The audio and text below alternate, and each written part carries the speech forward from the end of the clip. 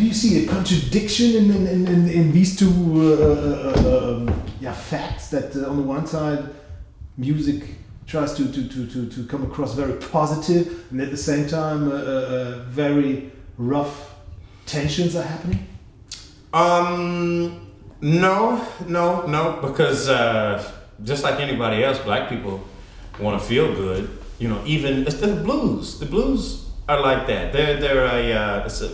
Sometimes it pacifies pain. Music, we use music to do a whole lot of things, to cleanse us, to teach us, and so some of those songs, you know, in the 60s, you know, they were feel good fantasy songs, maybe that may take you away from the condition that you're in.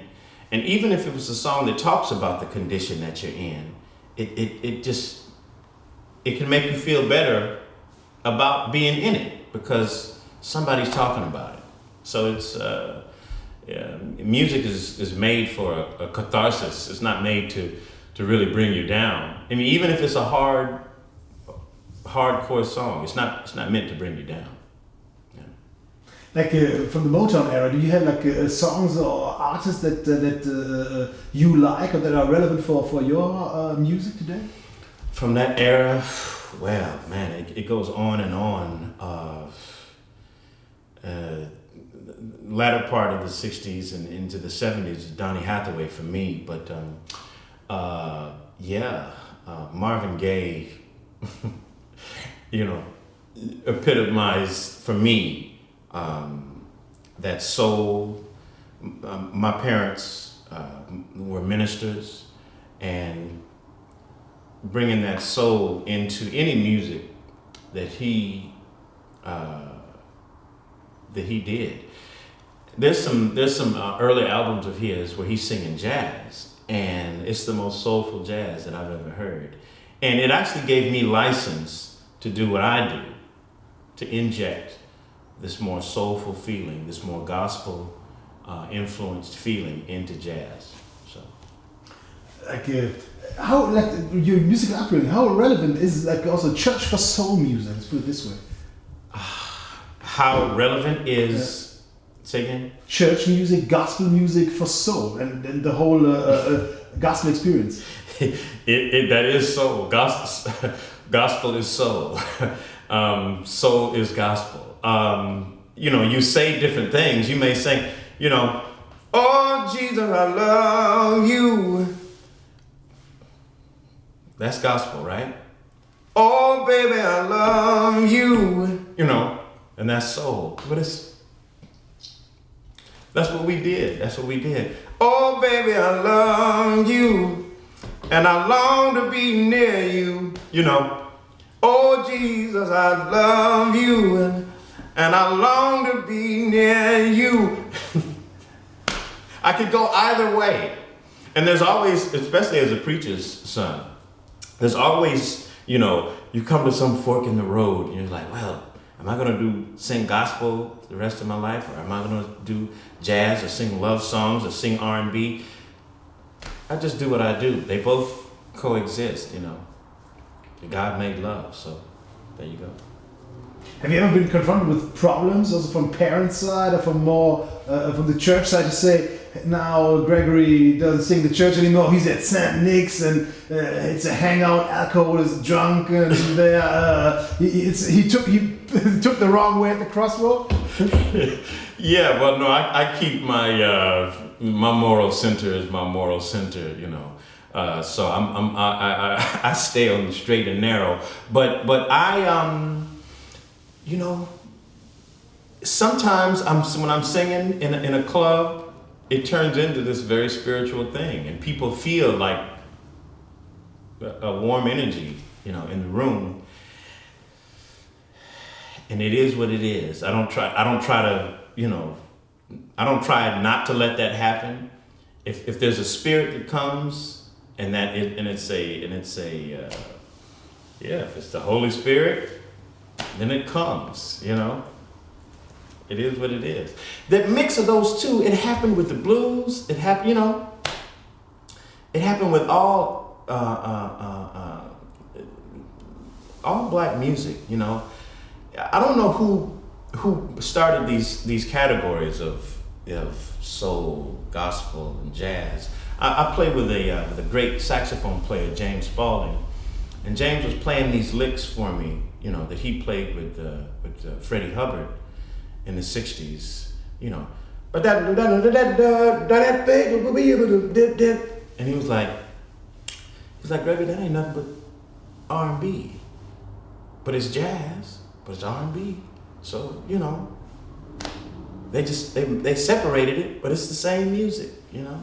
And that's why it wasn't so difficult for me when it was time for me to sing the blues. I had heard it before. I'd heard it in church. Bless that wonderful name of Jesus. Oh, now, bless that wonderful name of Jesus. Oh, now, bless that wonderful name of Jesus. Oh, no other name I know. And it sounded so familiar when I started to hear the blues. I was like, I know my baby is gonna jump and shout. You know, I had heard that sound before. Those old men that used to sing during evening services, and Sister Omo Peckham and Mother Gridiron, and they would sing these songs and do this moaning and this wailing, and it was the blues.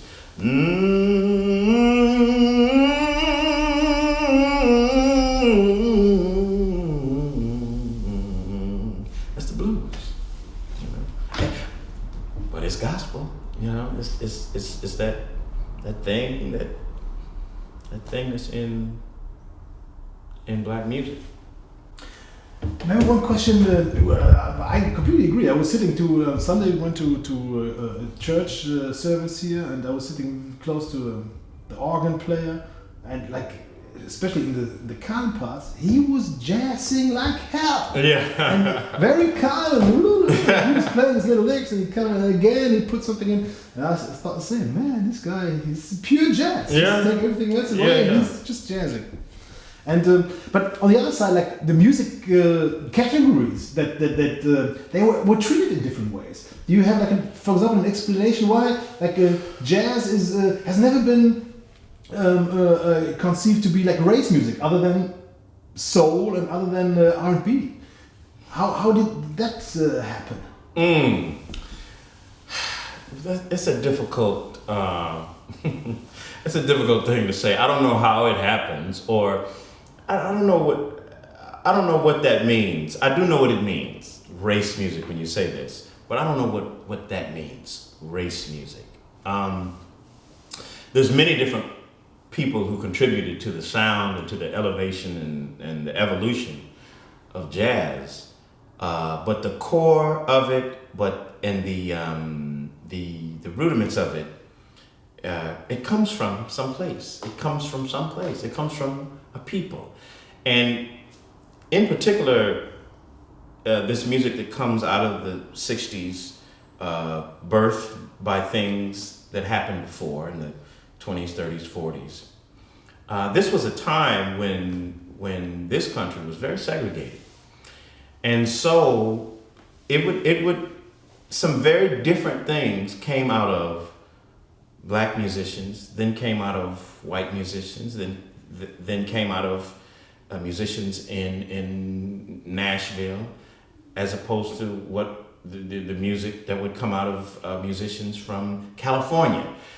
People were segregated then. They were separated, and it was a different sound, you know.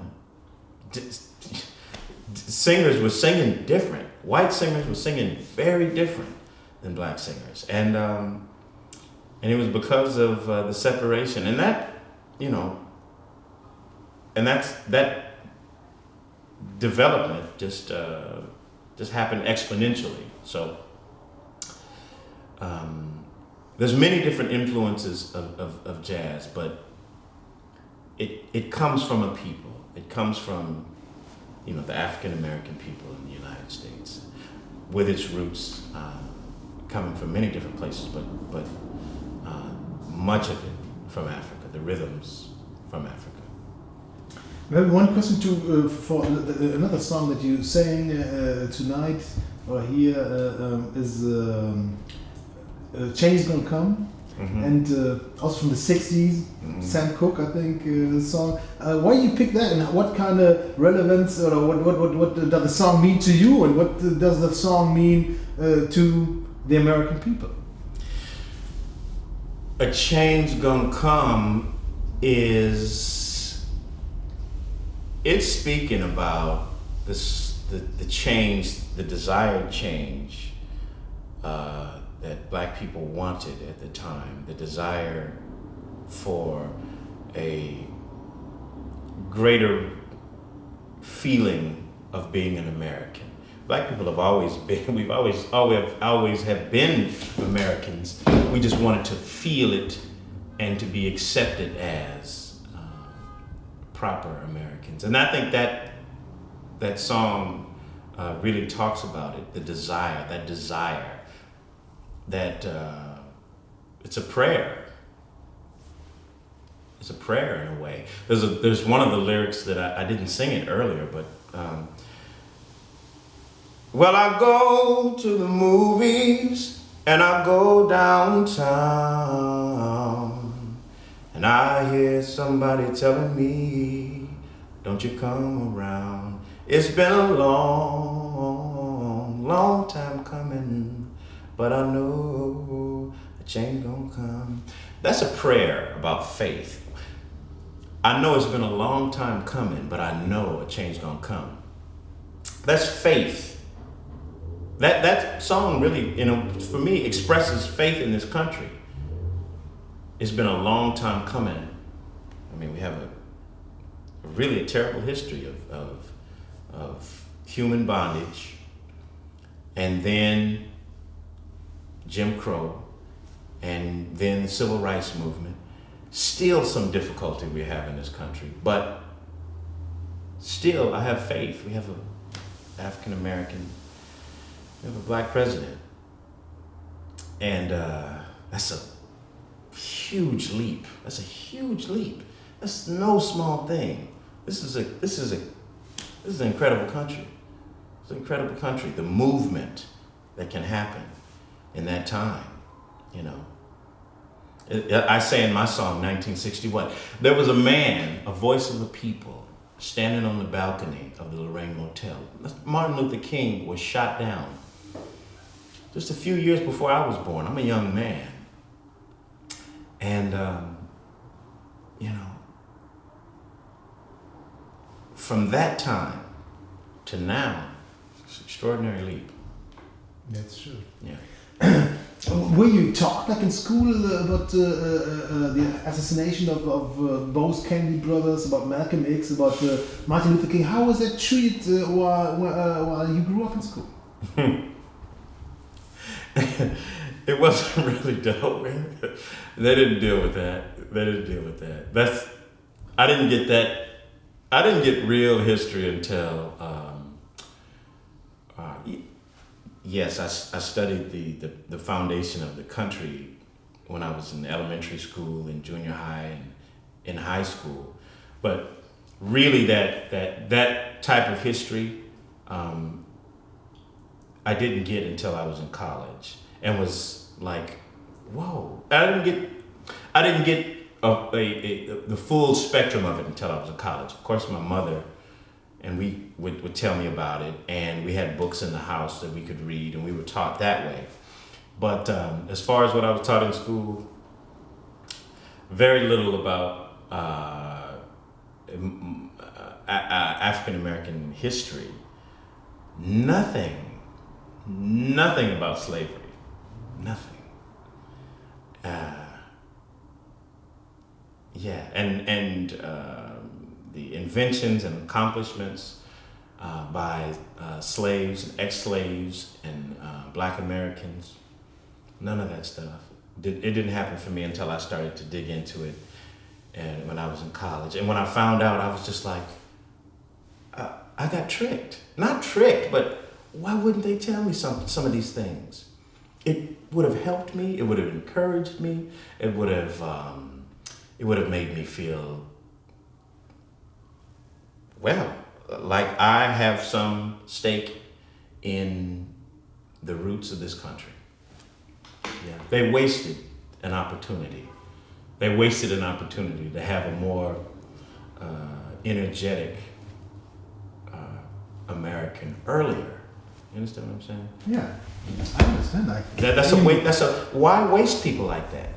You see it every day on the street. Why not educate people properly? Why waste them? It doesn't make any sense to me. Why waste people? Why waste people's joy and ability to be educated and to be strong and to be progressive people in the society? Why waste that opportunity?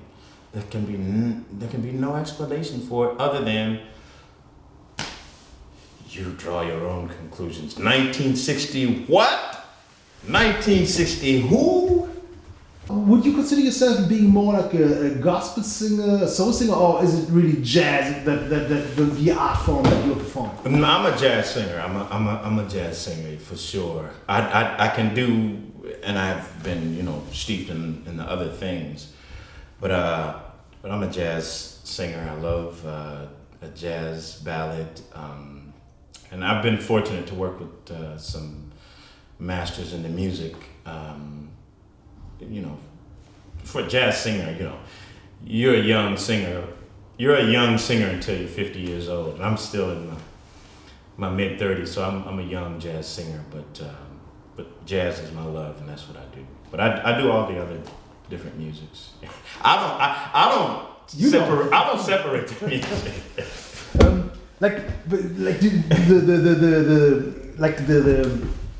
The development of the 60s. What like the 60s? What kind of jazz does the years or the decade of the 1960s represent for you? I do some songs. Some people categorize it as maybe hard bop or soul jazz. I sing some songs from that genre, and that's the feel of the music to me. This really strong and soulful jazz, really kind of stick your foot in it kind of jazz. It's just like bam, that's the way I work song, moaning, those songs to me are just like bam, they hit, and it's a soulful approach to it. What kind of jazz greats are representing this kind of music for you? Leon Thomas,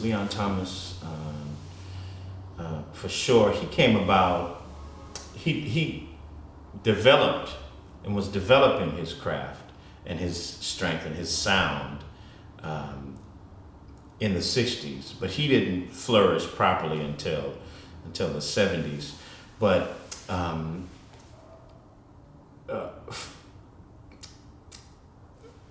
for me, the work that Nina Simone did, the work that Joe Williams did, is, that's all I need on a desert island, It's just soulful.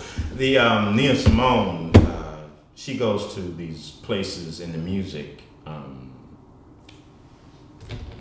both, the very sweet, sugar, honey sweet, and she goes to some dark depths that are really extraordinary.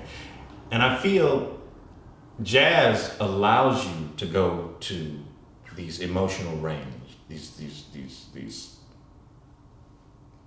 polar ranges, emotional ranges, the height of joy and really the depth of sorrow, and it's really acted out in the song, Excuse me while I disappear, That's why I love jazz. It's because I can really you're really acting with the voice,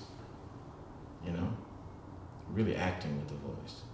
I've never been in prison, but when I sing work song, bringing up big rocks on a chain gang, bringing rocks and serving my time. Bringing rocks out here on a chain gang, well, cause I've been convicted of crime. Hold it steady right there and let me hit it. Well, now reckon that ought to get it. I've been working, and I still got so terribly long to go, you know. You know, so it's the ability for the jazz singer to put on the cloak of these songs, both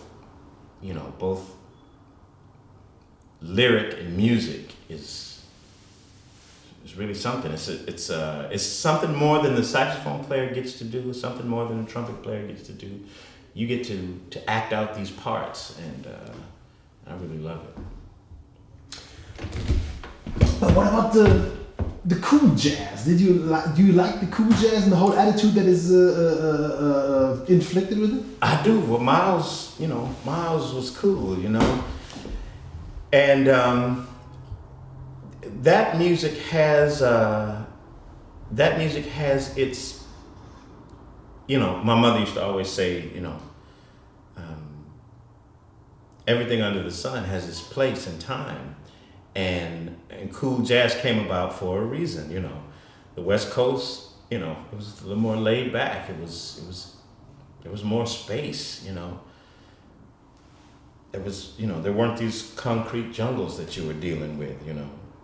The tension was a little bit less there, and yeah, that music has a feel and a sound, and it's great. I love it. I love it too. Okay. Yeah, it doesn't sit as deeply in my soulness, but it's great. It's great music too, you know. And like you just said, every music and everything has a time and a reason to be there.